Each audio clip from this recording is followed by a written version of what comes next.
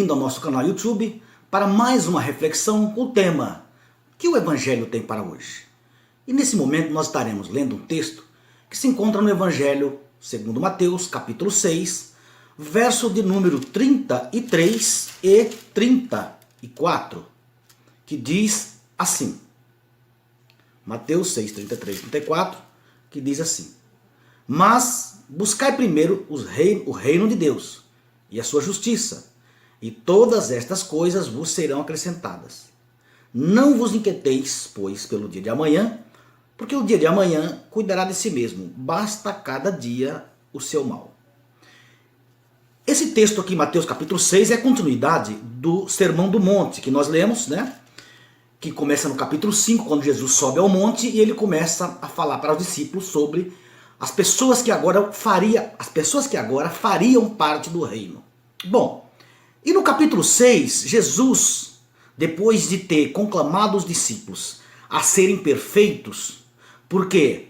Porque a ótica de Jesus, de relações humanas, ela vai além da justiça dos escribas e dos fariseus, porque se na lógica, se a ética de relações humanas dos escribas e fariseus viam uma relação de causa e efeito, fazer o bem para quem faz o bem, dar o troco na medida certa, dar aquilo que recebe, Jesus diz, olha, essa ética, essa forma, essa filosofia de vida, ela não alcança o padrão do reino.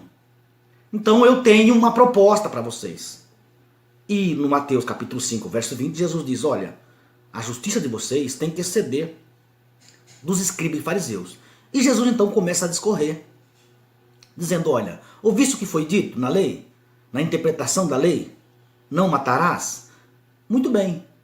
A ética que vai, a justiça que vai além dos escribas e fariseus, não é só não matar, é não desejar matar. Sabe aquela ética de apedrejar aquele que comete adultério? Então, não é suficiente.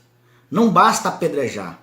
Quem for apedrejar, quem for dar a sentença de morte para aquele que apedreja, terá que ter uma condição muito boa, de forma que o juiz do pecador, daquele que comete o delito, ele vai ter que estar numa condição tão boa que ele não deseje o ato do qual condena.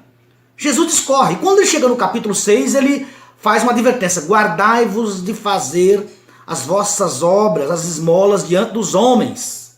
Capítulo 6, verso 1 e 2. E aí ele começa a descrever e ele faz a oração do Pai Nosso. Nesta oração do Pai Nosso, ele vai de novo mostrar o seguinte, que a oração do Pai Nosso está em oposição, está em conflito à ética da religião da época.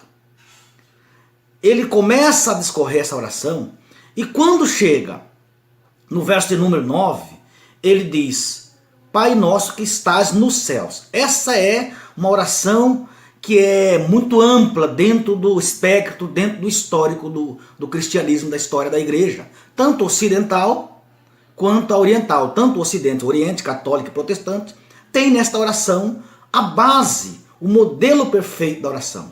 E vamos fazer uma reflexão aqui, que quando Jesus diz assim, olha, Pai Nosso que está no céu, santificado seja o vosso nome. Aí ele diz, venha o teu reino, seja feita a tua vontade, assim na terra como no céu.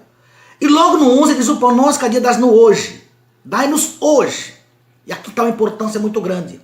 Porque Jesus conclama que venha o reino de Deus, mas esse reino de Deus agora tem novos atores, que são incluídos dentro dessa classe, que são os bem-aventurados do capítulo 5 que ele colocou. E aí ele diz o seguinte, venha o teu reino. E qual seria esse reino? O reino de inclusão. O reino onde ninguém ficaria de fora, devido às suas debilidades, às suas fraquezas. Então Jesus ele começa dizendo, ele vai olhando o Pai Nosso, e o que eu acho interessante é que Jesus ele diz o seguinte, olha, o pão nosso de cada dia. Está aqui um dos princípios mais sociológicos da oração do Pai Nosso. É o pão nosso de cada dia. Jesus ele não é a favor do acúmulo de bens. Jesus não é a favor de um acúmulo que venha trazer a falta para outros. Ele diz: o pão nosso cada dia nos dai hoje. Hoje, é agora, não é para amanhã. E por que não é para o amanhã?